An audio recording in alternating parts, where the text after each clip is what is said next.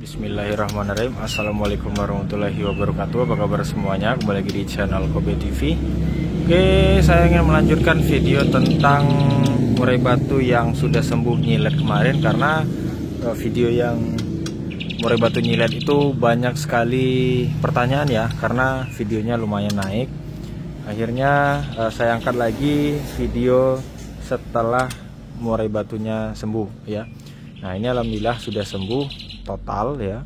Kenapa saya katakan total? Karena sudah ngefur total pertamanya ya. Yang kedua, dia sudah bisa makan tanpa bantuan makanan lain ya. Maksudnya adalah dia makan fur aja ya, nggak pakai makanan lain pun nggak jadi masalah gitu teman-teman sekalian. Tapi kalau masih dibantu dengan makanan lain, itu menandakan murai batunya belum sembuh total. Oke, jadi komentarnya yaitu adalah murai batunya itu pada saat proses rawat burung nyilet tersebut ya, seperti memberi ulat hongkong dan sebagainya, murai batunya menjadi jinak ya, karena sering dikasih vitamin dengan cara dipegang. Nah, jadi teman-teman sekalian, saya pun juga demikian ya. Rata-rata murai batu yang saya obati ya, proses pengobatan nyiletnya itu semua dipegang. Jadi pasti sama dengan yang teman-teman alami, yaitu adalah burungnya jadi jinak. Nah, bagaimana cara mengatasinya? Nah, sebenarnya gampang teman-teman sekalian. Kalau saya itu kuncinya adalah kalau dia sebelumnya liar, kemudian tiba-tiba jinak. Nah, kemudian dia masih jinak, itu antara dua. Karena mungkin terlalu berlebihan kita merawat, atau yang kedua dia memang belum benar-benar sehat. Nah, itulah mungkin masalahnya teman-teman sekalian. Nah, ini kemarin pada saat sudah mulai mau sehat, itu dia udah mulai agak liar teman-teman sekalian. Nah, jadi kalau teman-teman tanya, ini jinak nggak dulu ya? Jinak teman-teman ya. Kemarin jinak, kadang saya lewat aja dia udah ngejar turun ke bawah. Ya, menandakan dia itu butuh makanan, asupan makanan, ataupun udah tahu dia saya bakal ngasih ulat hongkong ya. Nah, tapi pada saat rawat itu saya nggak begitu berlebihan dalam merawat teman-teman sekalian. Yaitu setelah saya kasih ulat hongkong ya, setelah saya kasih vitamin, ya udah saya lepas lagi burungnya. Nggak saya manja-manjain, nggak saya perhatiin lama-lama, itu nggak ya, kita gantung ya. Nah, ataupun ditaruh di tempat yang nyaman, nggak usah diganggu-ganggu lagi. Ya, tapi kalau teman-teman lakukan itu juga ya, bisa jadi murai batunya jadi jinak ya teman-teman sekalian. Nah, kemudian yang perlu diperhatikan supaya dia tidak jinak itu apa ya, setelah dia sudah sembuh itu biasanya murai batunya udah agak gesit. Pertama gesit, kemudian dia udah agak nggak liar lagi ya, nggak jinak lagi ya. Seperti mungkin kalau kita lewat dia nggak ngejar ya, paling dia biasa aja gitu loh, teman dia diam gitu, nggak terbang-terbang. Nah, itu menandakan dia udah mulai agak sehat ya. Nah, kalau dia sudah sehat total ya, barulah kita bisa menaruh si burung tersebut di tempat yang jauh dari jangkauan manusia ya, seperti lebih tinggi ya. Saya naruh ini tinggi dan jarang saya lewati juga. Nah, kemudian yang kedua, jangan sering dilihat-lihat teman-teman sekalian ya. Nggak perlu dikerodong juga nggak apa-apa ya, nggak harus dikerodong, karena takutnya kan kita makanannya habis atau minumannya habis ya, malah menyebabkan kematian. Nah, setelah itu barulah kita bisa melihat perkembangannya. Seperti yang video sebelumnya kan saya jelaskan ya, bagaimana ciri-cirinya udah sembuh dan kemudian kenapa kok nggak sembuh-sembuh ya. Jadi teman-teman sekalian, ini juga kemarin sampai 2 kali nyiletnya ya, karena saya curiga dia masih jinak ya, udah sembuh kemudian kok agak lemes lagi, jinak lagi ya. Akhirnya udah sembuh total, barulah saya saya rawat beneran ya. Nah, sekarang ini bisa dilihat ya, nih liar ini teman-teman sekalian ya. Kalau teman-teman bilang takut kamera nih, saya jauhin kamera, saya dekatin tangan saya, dia tetap liar ya. Nah, itu menandakan memang dia benar-benar sudah liar ya. Jadi kalau dibilang ini juga makannya secepuk kemarin ya, sekali makan secepuk ya, selama seminggu itu pokoknya full ulat hongkong teman-teman sekalian. Nah, kalau misalkan bilangnya wah mas, ulat hongkong itu merusak ya, merusak itu kalau bukan pada saatnya diberikan ya. Ya kalau memang saatnya diberikan ya malah menjadi obat ya. Semuanya hal demikian ya. Hal yang berlebihan itu ya pasti nggak baik ya. Tapi kalau memang untuk kebutuhannya ya nggak jadi masalah, malah menjadi obatnya teman-teman sekalian.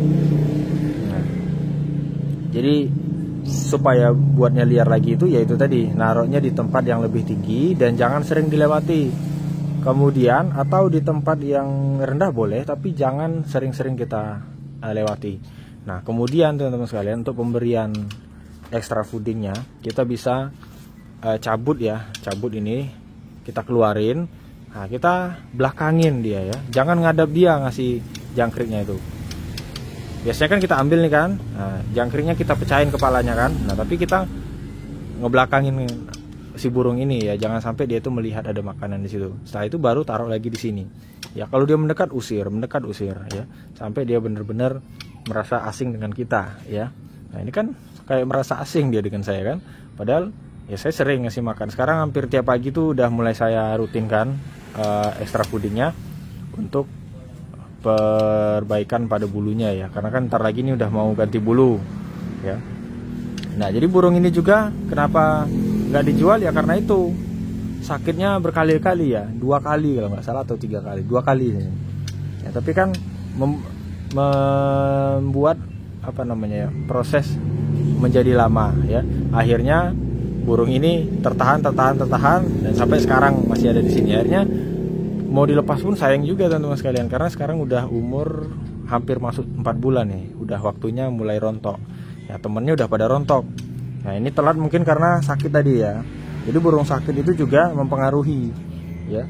Telat dia ganti bulu. Pernah saya dulu tuh 8 bulan baru selesai ganti bulu ya. Kalau normalnya kan murai batu itu 5,5 bulan sampai 6 bulan 7 bulan ya. Ini sampai 8 bulan karena dia pernah nyilet dulunya ya. Jadi kalau murai batu nyilet tuh saya udah muntah-muntah mungkin sekali. Udah sering sekali ya. Mungkin udah bukan 1-2 ekor burung lagi, udah puluhan burung. Nah bahkan dulu ya bisa dikatakan nyilet itu tingkat kematiannya tinggi ya, pasti mati kadangnya seperti itu. Kalau udah nyilet, aduh ini udah pasti mati nih. Kalau sekarang alhamdulillahnya tingkat kehidupannya lebih tinggi, malah jarang yang mati. Kalau mati pun paling kita nggak konsisten, kita nggak ngerawat bener-bener, itu aja teman-teman sekalian. Tapi kalau teman-teman bisa mengikuti rawatan video yang saya sampaikan di video sebelumnya itu ya, banyak saya buat video tentang burung nyilet itu, alhamdulillah sukses semua teman-teman sekalian. Yang nggak sukses itu ya saya hapus ya, karena akan mengajarkan ilmu yang jelek pada teman-teman. Nanti teman-teman niru malah mati kan, rugi gitu ya. Tapi kan kalau ilmu yang baik bermanfaat ya insya Allah ya bermanfaat juga bagi teman-teman sekalian. Tapi intinya adalah ikuti dengan benar ya, bukan sembarangan atau teman-teman ngambil yang inti-intinya aja, tapi ada beberapa hal yang teman-teman nggak lakukan. Nah itu yang sering terjadi tuh. Mas udah saya ikutin tapi kok nggak seperti itu ya. Ya karena ada mungkin bagian yang nggak diikutin. Oh ya satu lagi untuk vitaminnya, teman-teman bisa pakai vitamin Ebot Fit dan Super N. Dan untuk Super N itu adalah untuk pada saat dia masih nyilet ya. Kalau sudah masih nyilet wajib itu. Tapi kalau udah sembuh itu Super N boleh dihentikan. Teman-teman bisa pakai Ebot Fit ya. Tapi kalau pada saat nyilet itu saya kasih Ebot Fit dan Super N bersamaan ya teman-teman sekalian. Nah kalau Super N itu dikit aja. Kalau seperti trotol ini 1 tetes atau setengah tetes nggak apa-apa ya. Setengah tetes itu gimana bang? Ya udah keluar dikit tuh udah masukin ke mulutnya. Tapi kalau yang 1 tetes beneran dia netes tes, nah itu baru 1 tetes ya. Nah kemudian untuk Ebot Fitnya bagaimana? Biasanya saya juga 1 tetes ya. Kadang 2 tetes 3 tetes pun nggak masalah kalau untuk yang dewasa ya. Tapi kalau untuk trotol saya biasanya dosisnya ya 1 tetes saja. Nah teman-teman bisa beli juga produknya, nanti ini di link video ini ada juga ya, tinggal beli aja. Nah, saya belinya juga di situ kok.